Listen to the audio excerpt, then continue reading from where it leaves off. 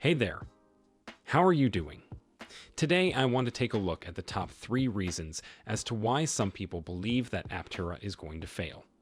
Now some of these reasons are just based in fear and others have some pretty legitimate merit and need to be addressed. So we're going to be taking a look at the 3 most common reasons as to why some people believe that Aptera will fail. Don't forget to keep watching to the end to get some extra bonus reasons. Hi, this is Echo Electric, where we talk about all things concerning EVs. Remember to like the video. If you're enjoying our content, subscribe to the channel and turn on notifications in order to stay connected. So let's address these concerns one at a time.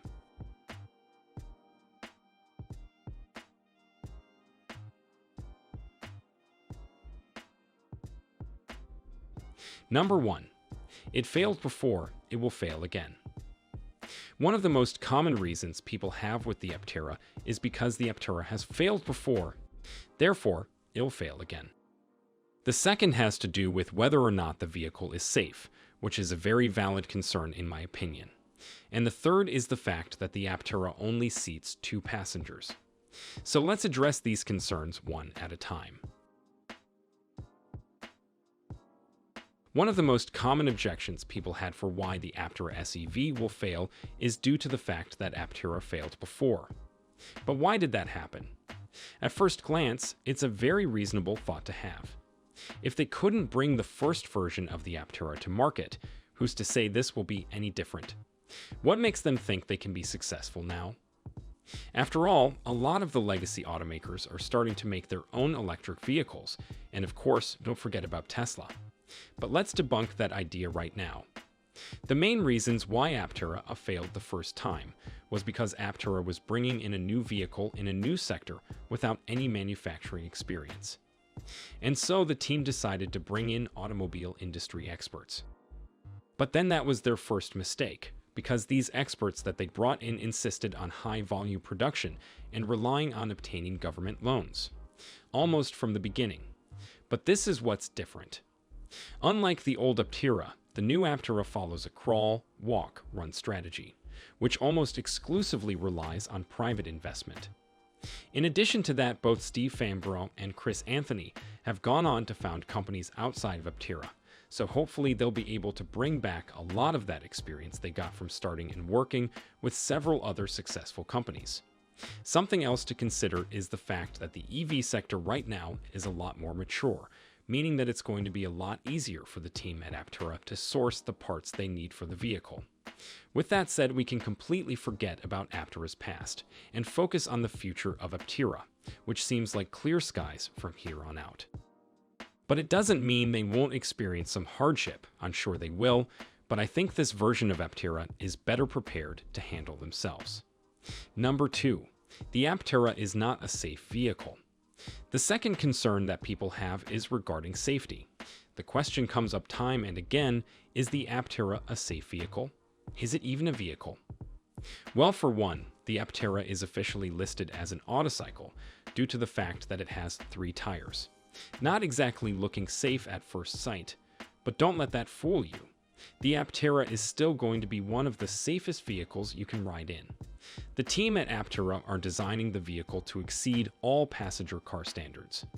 Although this is an ambitious goal, Aptera has already proven that they can at least build safe prototypes. We talked in greater detail about the safety of the Aptera in a previous video, which you can watch after this one, linked below the like button. But here's a little overview.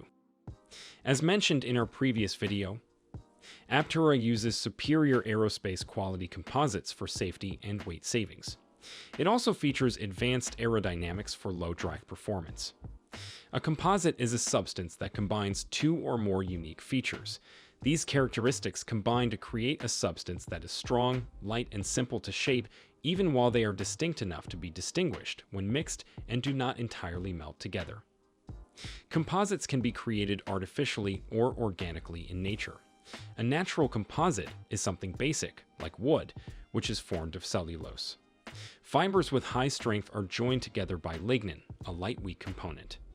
On the other hand, composites are aggregates which consist of tiny stones in gravel and cement are combined to create concrete carbon. Fiber composites are used by sports car makers to create lightweight, swift, yet powerful vehicles like the Aston Martin Rapide and Lamborghini Reventon. Fiberglass is used in the construction of buildings, insulation vehicles, boats, and airplanes due to its high strength.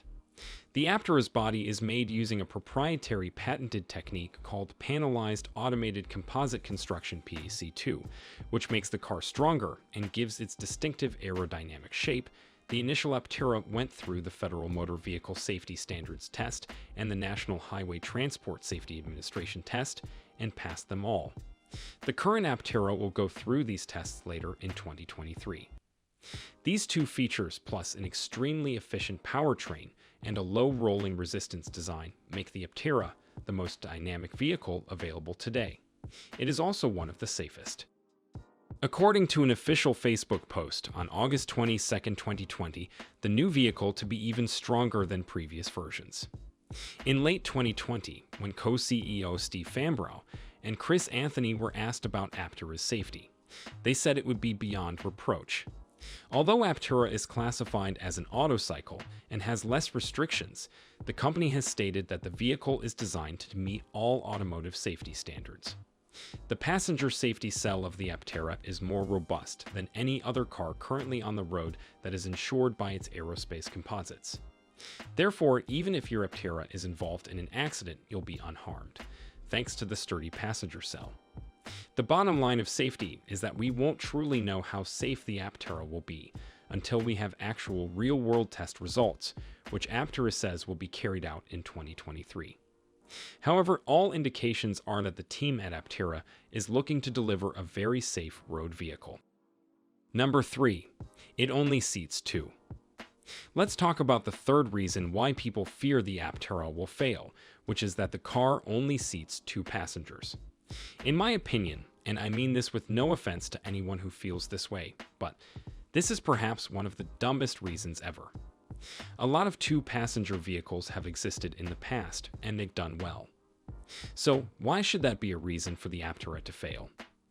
In 2019 alone, up to 270,000 two-door cars were sold, so I really don't think this is a real problem. Another thing to consider is the fact that the 2-seater capacity is just for this model of the Aptera. If it is successful, Aptera could investigate larger capacities. Even if that never materializes, I still don't see this as any sort of negative. The younger world is going to want these cars, and this generation is going to be putting off having kids for longer, which is the primary reason for getting a bigger vehicle like an SUV. Meaning these cars are only becoming more relevant, not less. Combine this with the extremely competitive price point, and it's a definite long-term winner. EVs with larger capacity can be had for not much more if you need them. As time goes on and solar becomes more ubiquitous anyway, the onboard solar component of the Aptera becomes less critical. Think of solar panels at your home to charge your traditional EV. The Aptera is a very purpose-built vehicle, and you really can't consider it the same way we do as with other vehicles. It's obvious that the Aptera isn't for everyone. Not every vehicle on the road is for everyone. But it doesn't mean the Aptera doesn't have a place. It just means the Aptera won't suit everyone's needs. That's why not everyone is gonna get a pickup truck or an SUV. If Aptera can capture maybe just 5% of the 2-door vehicle market, they will need to produce 13,500 vehicles per year just to keep up. Now, outside of the people just wanting to buy a sports car, we already know that EVs are becoming more and more popular each day. This with the added bonus of being an amazing vehicle on its own. A bonus reason or concern for why the Aptera might not succeed is due to the fact that Aptera is very reliant on third parties to manufacture and supply the parts needed for the vehicle. I believe this will open up to more disruptions and production delays, as the different manufacturers may have delays on parts at different times. Also, this shifts most of the innovation to the suppliers, like Alafi Propulsion Technologies, responsible for making the in-wheel motors present in the Aptera. Which means that the next generation of Apteras will only be as good as the parts that third-party manufacturers want to make. The upside of this arrangement in the short term is that it allows Aptera to focus more on their core competency and also allows them to deliver a very good vehicle to market very quickly long term. Secondly, let's talk about the marketing of the Aptera. At first glance, the Aptera seems like a pretty nice vehicle, so it's going to take some work from the marketing department to properly frame all of the positives that the vehicle has to offer. And I think they're doing a pretty great job at that from the look of things. Anyway, we've come to the end of today's video. But what, in your opinion, do you think is the greatest reason as to why Aptera will fail? Let us know your thoughts in the comments section below. Thanks for watching.